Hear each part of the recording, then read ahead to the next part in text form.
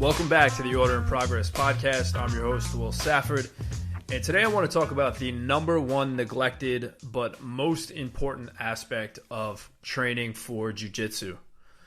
I used to believe that the foundational human movements were squat, push, pull, hinge, and carry. Much of my training over the last 10 years or so was built around these movement patterns. Maybe yours are too. And if you study most functional programs today, they are all still built on these movements. The problem for me was after 10 or so years of training this way, I was riddled with pain and feeling much older than a quote-unquote healthy 30-something-year-old should. My body ached constantly. I was throwing out my back every few weeks. And I was tricking myself into believing that this is just what happens when you get older. The truth is, I was misinformed. Let's talk about the primary human movements. Fortunately, the functional training trend got us moving away from machines and isolation movements. It took many of us toward compound movements that humans were quote-unquote designed to do. We started squatting, pressing, pulling, and hinging, and we were using free weights like barbells and kettlebells. It was definitely a move in the right direction. But from what I've come to learn, those are not the primary movements humans were actually designed for. The primary movements are walking, running, throwing, and getting up. The getting up is a theory of mine that I'll get into in a later episode, but to me, the squat, push, pull, and hinge are secondary movements. They are useful and definitely necessary, but not the specific movements we evolved for, and they shouldn't be our training focus. We evolved to be on 2 feet moving forward in space. Now, if you look at locomotion as the primary movement, its actions are far different than what you get with the secondary movements. Walking and running is rotational by nature. Your arms and limbs move contralaterally around an axis. This axis is your spine, which is connected to a rib cage and a pelvis that is turning to produce forward movement. Now, throwing is essentially an exaggeration of that. It's an exaggeration of the same rotational movement. So if our design is to rotate, why is the foundation of most training programs square, linear, sagittal plane movements on 2 feet? Once you realize that life is rotation, meaning that nearly everything you do is rotational, you might start to question conventional functional training. Everything really is rotation. Opening a door, walking to the mailbox, climbing stairs, getting out of bed, most of what you do every day is rotational. In fact, every joint action in the body is rotational. There is no such thing as straight, linear, up and down movement. When you bend your arm in a biceps curl, it may seem straight and linear, but muscles are spiraling to rotate bones around joints. Life is rotation. Now, consider athletics. Hitting, kicking, punching, throwing, swinging, juking, cutting, all rotational movements. You are rarely square in sports. Sport is rotation. In jiu-jitsu, you're almost never square, but you're rotated to some degree, or you're using a rotational movement to perform a technique. Takedowns, sweeps, passes, counters all require some form of rotation. Now, you could argue that closed guard is a square position, but even most techniques from closed guard require a degree of rotation. And let's be honest, not a lot of people are playing closed guard anymore these days. Jiu-jitsu is rotation. In fact, the only sport that is not rotational is powerlifting. So if that's your goal, you want to be a powerlifter, or you just want to be really good at bilateral sagittal plane lifts like squatting and deadlifting, then by all means continue to train that way and stay square. But if your goal is powerful athletic movement and ability, rotation is where you should focus. Let's talk about the neurological effects of sagittal plane exercise. I think very few people consider the effects on the nervous system when they train. Most thought is on the muscles, how to make them stronger, grow, and create force. But every time you repeat a movement for reps, you are grooving neurological pathways for that movement. For example, when you're squatting, you are telling the system, I want to get good at this movement. Now, when you perform square movements, which again are necessary and important, remember, they are secondary movements.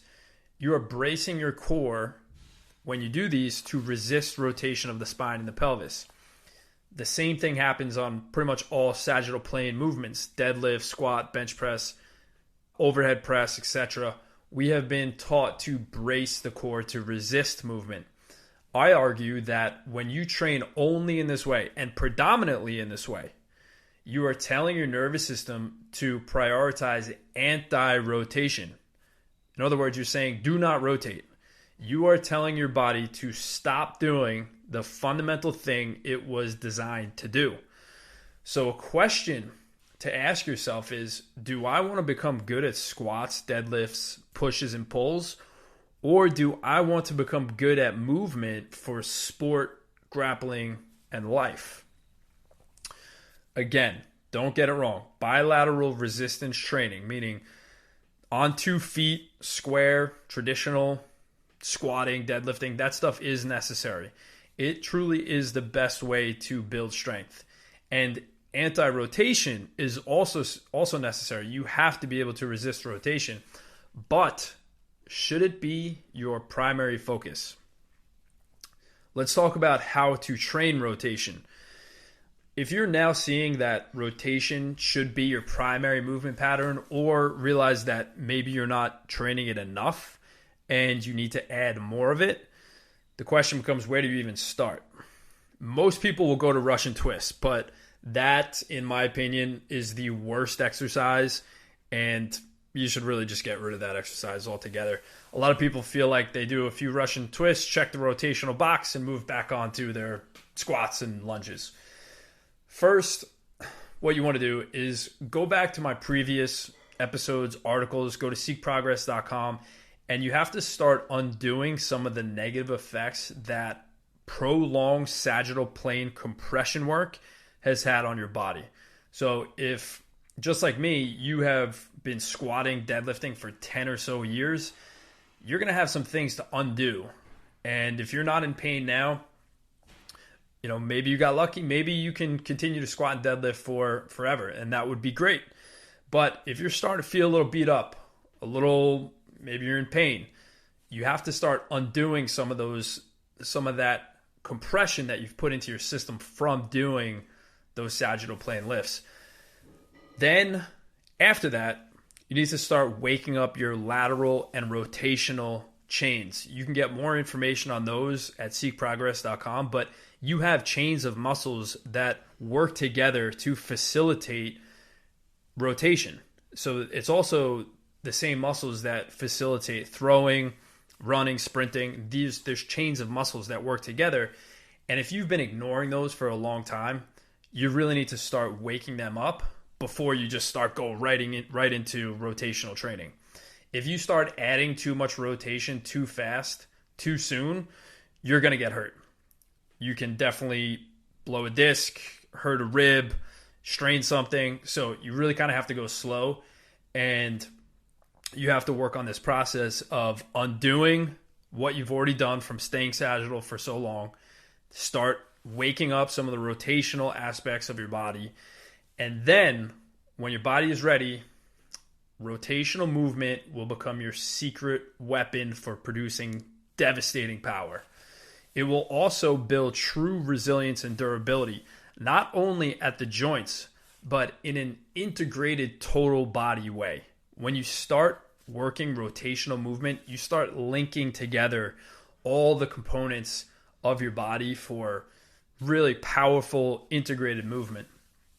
Your core will have a newfound level of strength and stability, and your mobility and freedom of movement will improve dramatically. Club swinging is the best tool to develop rotational skill and ability, and the best place to start.